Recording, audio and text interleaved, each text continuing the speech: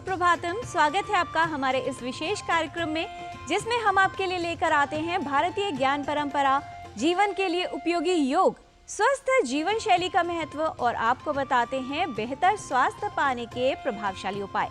साझा करते हैं आपके साथ संस्कृत का ज्ञान, साथ ही होती है भारतीय संस्कृति की झलक। मैं हूं किरण भारद्वाज।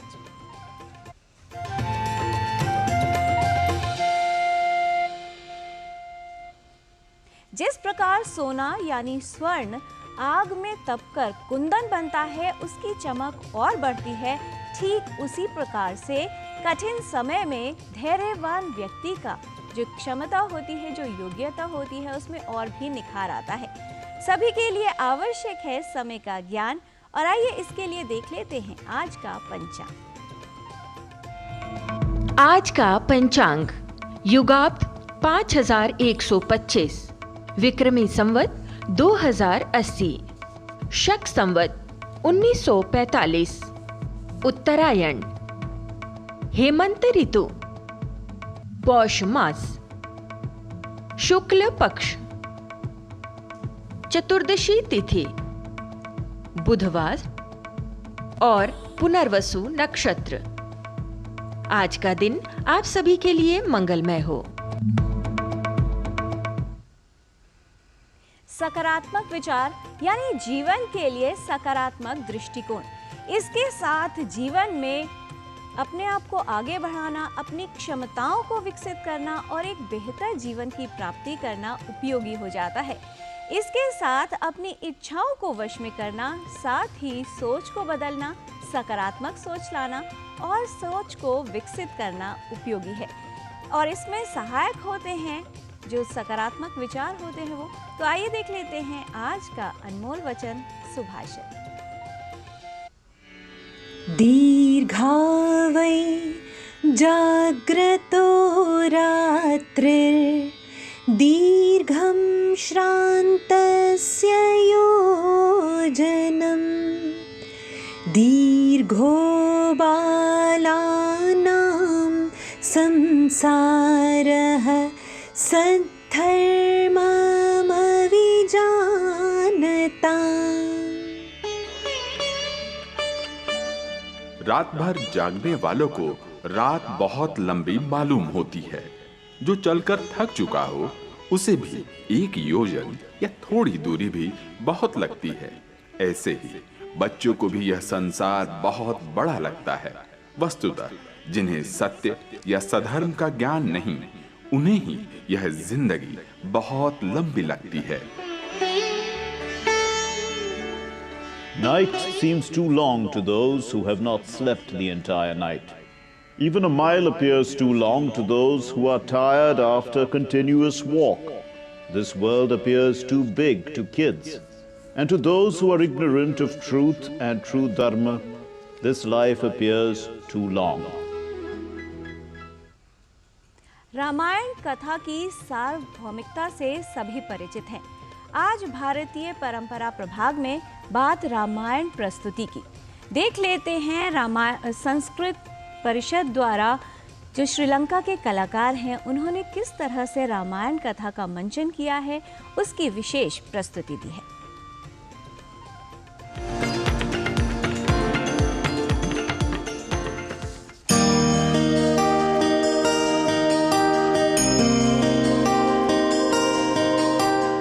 आदौ राम तपोवनादिगमनं हत्वा मृगं काञ्चनं वैदेही हरणं जटायुमरणं सुग्रीव संभाषणं वालिनिरुदलनं समुद्रतरणं लंकापुरी दाहनं पश्चात् रावण कुंभकर्ण हननमेतद्धि रामायणम्।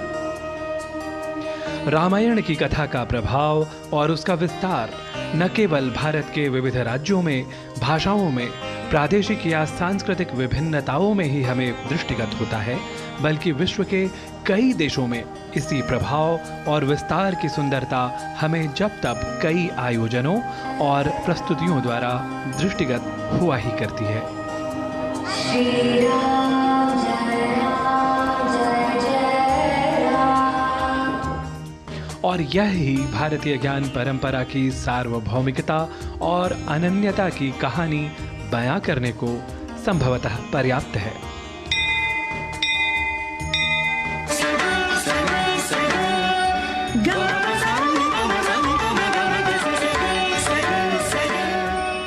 और रामायण के इसी सार्वभौमिक स्वरूप को जब हम बिना संवाद के उपक्रम के अनुभूत करते हैं, नृत्य नाट्य प्रस्तुतियों के द्वारा साक्षात करते हैं, तो अवश्य ही दिव्य और प्रेरणा परक रामायण की कथा और भी विशेष सी प्रतीत होती है।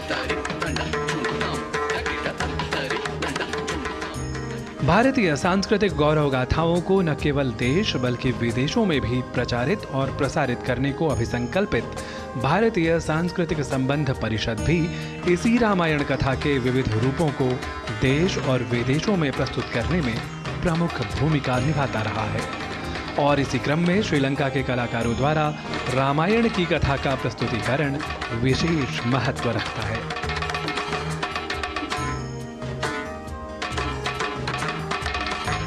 लंका या श्रीलंका जैसे रामायण की कथा में स्वयं एक विशेष स्थान प्राप्त है, और जब वहाँ के कलाकारों द्वारा श्रद्धापूर्वक भाव विह्वलता, तत्परता और अभिनय की कुशलता के साथ प्रस्तुत किया जाए तो अवश्य ही भारतीय ज्ञान परंपरा की चहुमुखी होने की बात अनायास ही सिद्ध होती है। निस्संदेह रामायण की कथा भारतीय सनातन संस्कृति के विस्तृत वैश्विक अभिज्ञान या पहचान को विशेष रूप से परिभाषित करती है, जिसे हम इन जैसी कई प्रस्तुतियों के साथ और भी अधिक स्पष्टता से समझ सकते हैं।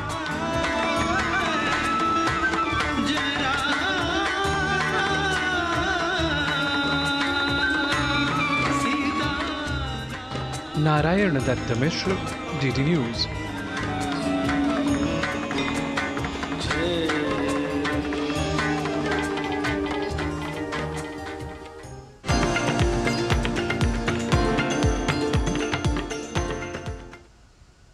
तो ये थी भारतीय सांस्कृतिक संबंध परिषद द्वारा श्रीलंका के कलाकारों द्वारा दी गई रामायण की नाट्य प्रस्तुति। और इसके बाद बात स्वास्थ्य की। पेट में दर्द एक बेहद आम समस्या है। इसके कई कारण हो सकते हैं। अगर ये तेज़ दर्द हो, अचानक हो और व्यक्ति को इतना अधिक दर्द हो जो सहन न किया जाए, तो इसका कारण अपेंडिसाइटिस हो सकता है। अपेंडिक्स यानी उसके अंदर ज्वलनशीलता या इन्फ्लेमेशन। क्या है अपेंडिसाइटिस और यदि ऐसा दर्द होता है तो ऐसे में क्या किया जाना चाहिए, कैसे होता है इसका इलाज, आइए देख लेते हैं इस विशेष रिपोर्ट में।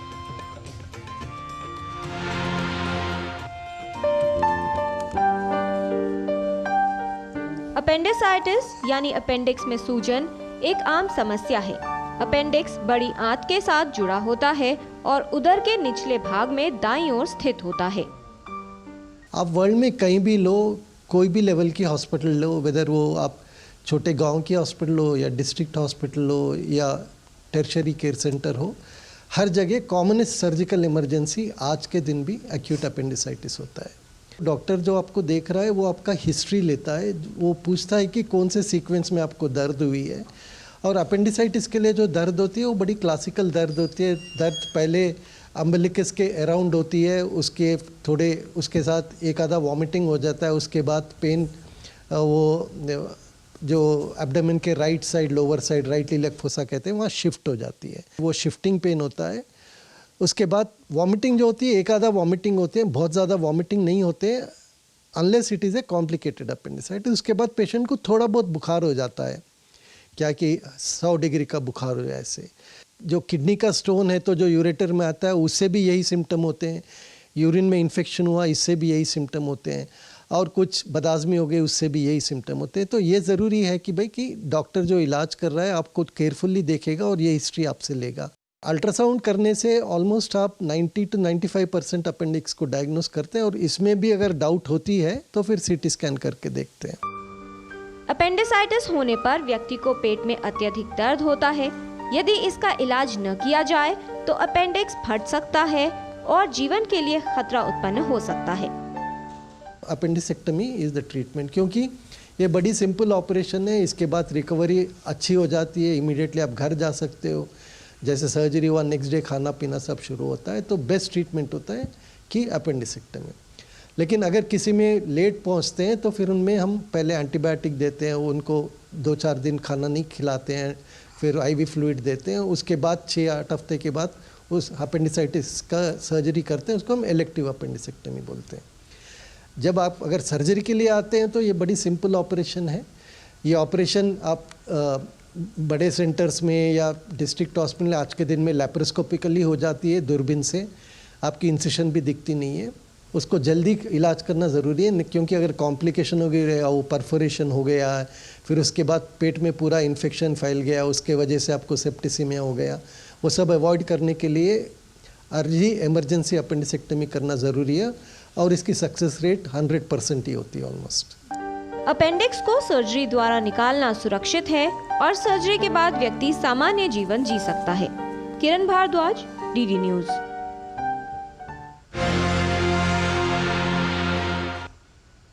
चाहे अपेंडिसाइटिस हो या फिर कोई दूसरी मेडिकल इमरजेंसी या आपातकालीन स्थिति, उसमें सही समय पर सही निर्णय और सही इलाज व्यक्ति का जीवन बचा सकता है। जीवन में कोई भी कार्य कुशलता से करने के लिए आवश्यक होती है एकाग्रता यानी कंसंट्रेशन। आजकल चाहे युवा हो या फिर छात्र, उनकी एक ही चिंता और शिकायत होती है कि उनकी एकाग्रता ठीक से नहीं होती। जब वो पढ़ते हैं तो कंसंट्रेशन बिगड़ जाता है और वो एकाग्रता की कमी की वजह से उनकी जो परफॉर्मेंस है वो भी प्रभावित होती है और पढ़ाई ठीक से नहीं कर पाते। तो आइए देखते हैं कि वो कौन सी योगिक क्रियाएं हैं जो आपके कंसंट्रेशन यानी एकाग्रता को बढ़ाने में सहायक सिद्ध हो सकती हैं। नमस्ते, मैं श्रुति नायर। कई बार हम चीज़ों पे फोकस, कंसंट्रेशन यानी ध्यान कर नहीं पाते। आज गोमुखासन के साथ देखते हैं कि हम कैसे अपना ध्यान बढ़ा सकते हैं। आइए देखते हैं कैसे किया जाता है गोमुखासन। गोमुखासन करने के लिए सबसे पहले हम अपने दोनों पैरों को आगे खोल देंगे। पैरों को आगे खोलने के बाद अपने बाएं पैर को अंदर की तरफ फोल्ड करेंगे और यहाँ से अब हम अपने दाएं पैर को अंदर लेंगे। इसके बाद दोनों पैरों को एक साथ मिलाएंगे। पैर एक साथ आ जाने के बाद हम हाथ को ऊपर लेंगे और बाएं हाथ को पीछे से दाएं हाथ से पकड़ेंगे। कोशिश करेंगे कि हाथों को पीछे से बांध लें और धीरे से अपनी आंखें बंद कर ध्यान करने की कोशिश करेंगे।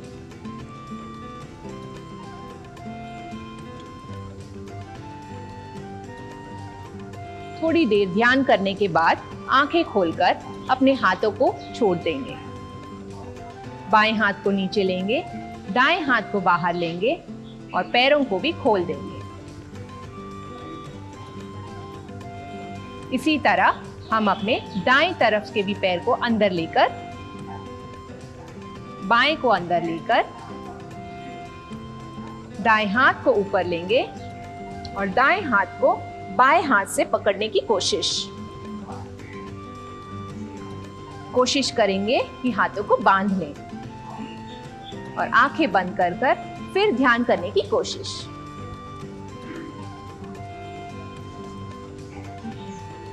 इस तरह से आंखें बंद कर आप ध्यान बढ़ा सकते हैं। धीरे से अपने हाथों को खोल देंगे, आंखों को खोलकर दाएं हाथ को नीचे, बाएं हाथ को साइड में और फिर पैरों को भी आगे खोल देंगे।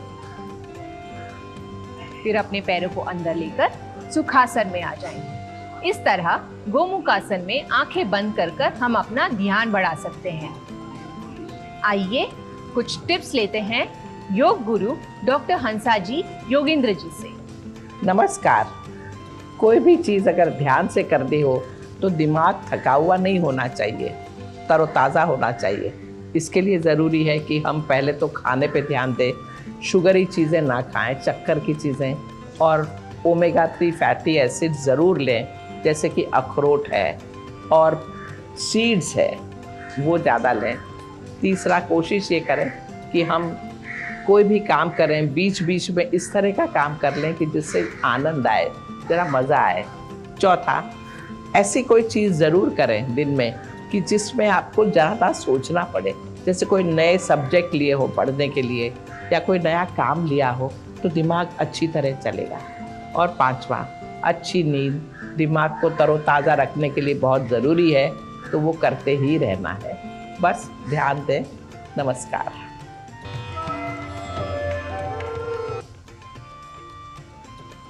योग का उपयोग कर आप अपने मन को संतुलित, संयमित और एकाग्र कर सकते हैं। तो योग करते रहिए। यहाँ पर रुकेंगे हम छोटे से विराम के लिए। आप कहीं मत जाइएगा, देखते रहिए डीडी न्यूज़।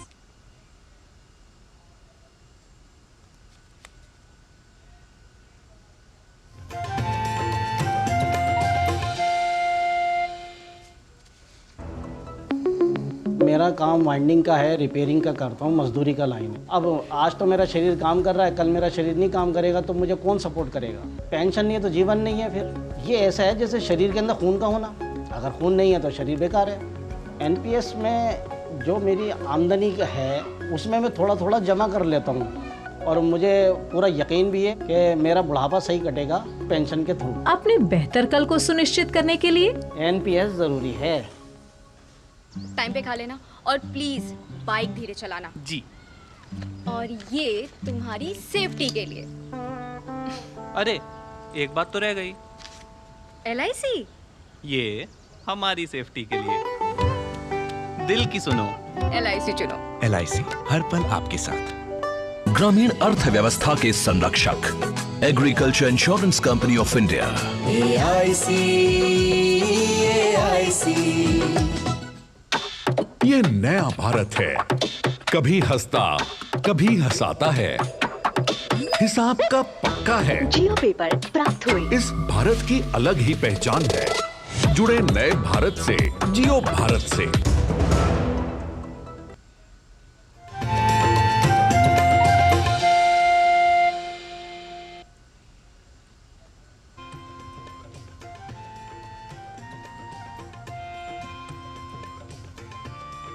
ब्रेक के बाद आपका स्वागत है।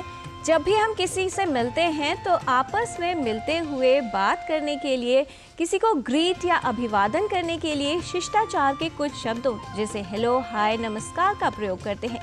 संस्कृत पाठशाला में आज हम सीखेंगे कि ऐसे शब्दों को संस्कृत में कैसे बोला जाता है।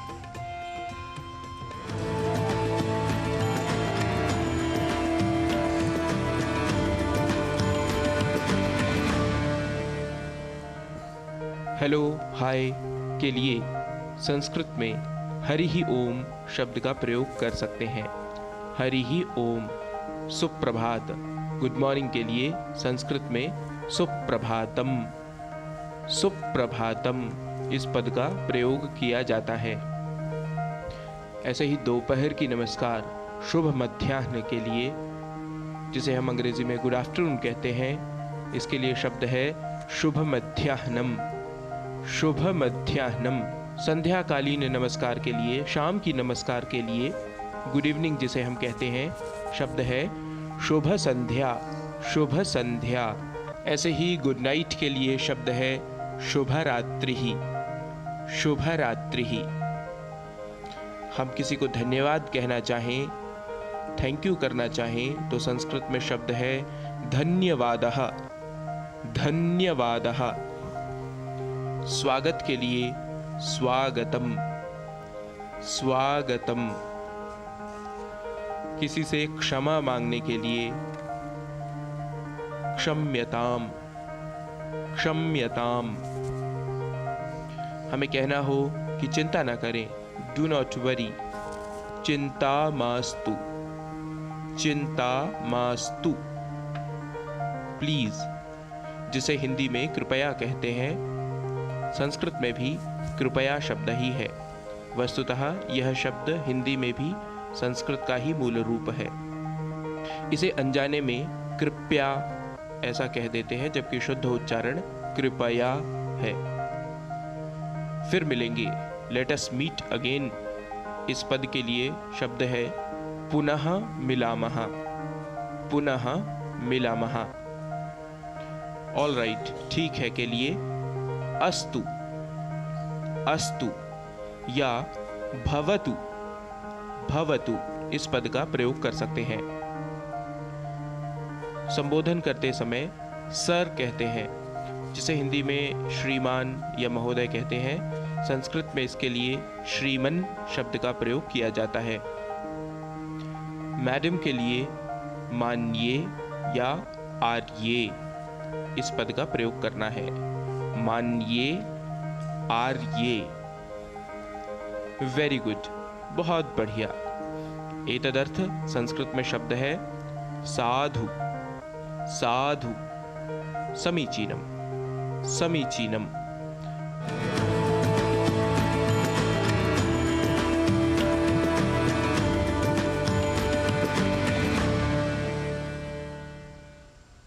जीवन और स्वास्थ्य के लिए स्वच्छता का विशेष महत्व है।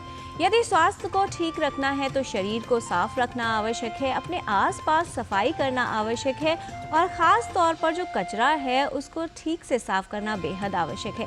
आज की इस रिपोर्ट में आपको दिखाते हैं गार्बेज टू गोल्ड का ये विशेष अभियान, जिसमें किस तरह से कचरे को रिसाइकिल करके उसका उपयोग किया जा रहा है, जैसे गीले कचरे से बनाई जा रही है खाद। आइए देखिए ये विशेष रिपोर्ट। बरेली छावनी परिषद में ये है कबाड़ से जुगाड़ का खूबसूरत नजारा, जहां स्वास्थ्य विभाग की टीम डोर टू डोर कूड़ा कलेक्शन कराकर गीला और सूखा कूड़ा अलग कर सूखे कूड़े का निस्तारण कर रही है। इस प्रयास को नाम दिया गया है गार्बेज टू गोल्ड। यहाँ गीले कूड़े से खाद बनाई जाती है और इस खाद को बेचकर जो आय अर्जित होती है उससे क्षेत्र का सौंदर्यीकरण किया जाता है। ये मुहिम अब खूबसूरत रंग बिखेर रही है। देखिए किस तरह कुछ ही महीनों में हजारों मीट्रिक टन कूड़े का सफाया कर दिया गया। इसमें जहां कैंट बोर्ड का विशेष योगदान रहा तो वहीं जन सहभागिता की मिसाल भी देखने को मिली। इतना ही नहीं, कूड़े में निकले कबाड़ से एक पार्क भी तैयार किया गया है, जिसमें टायर, बेकार सामान से कुर्सी, टेबल इत्यादि तैयार किए गए हैं। 15 सफाई मित्रों से शुरू हुआ सफाई का ये सफर अब एक अभियान बन गया है। ये सफाई मित्र कूड़ा एकत्र करने से लेकर ट्रंचिंग ग्राउंड तक निगरानी रखते हैं। इतना ही नहीं, ये सफाई मित्र अब अन्य लोगों को भी इस कार्य को बारीकी से सिखा रहे हैं। ये स्वच्छता के प्रति इन लोगों की प्रतिबद्धता को दर्शाता है। बरेली से नाजिया अंजुम की रिपोर्ट, डीडी न्यूज। जीवन में हर व्यक्ति के लिए संघर्ष होते हैं, सबकी परिस्थितियां अलग होती हैं और उनकी चुनौतियां भी अलग होती हैं। लेकिन वो व्यक्ति जो अपने जीवन में संघर्ष से हारते नहीं हैं बल्कि निरंतर साहस के साथ आगे बढ़ते हैं, वही जीवन में सफल भी होते हैं और कुछ प्राप्त भी करते हैं। जिस व्यक्ति ने जीवन में कुछ प्राप्त किया हो उसके लिए उपयोगी है कि वो समाज के लिए कुछ करे। समाज में ऐसे कई उदाहरण हैं जो समाज के लिए निरंतर कार्य कर रहे हैं, दूसरों के लिए प्रेरणा और ऊर्जा का स्रोत बने हुए हैं। क्योंकि कहा जाता है कि विपत्ति की राहों में जो साहस से चलता है वही व्यक्ति संसार बदलता है। जिसने जीत ली हो अंधेरों से जंग, सूर्य बनकर वही निकलता है। तो आप भी अपने जीवन में निरंतर प्रयास करते रहिए, मेहनत करते रहिए और अपना उत्साह बरकरार रखिए। आज के कार्यक्रम में फिलहाल इतना ही। हमारी पूरी टीम को दीजिए अनुमति। नमस्कार।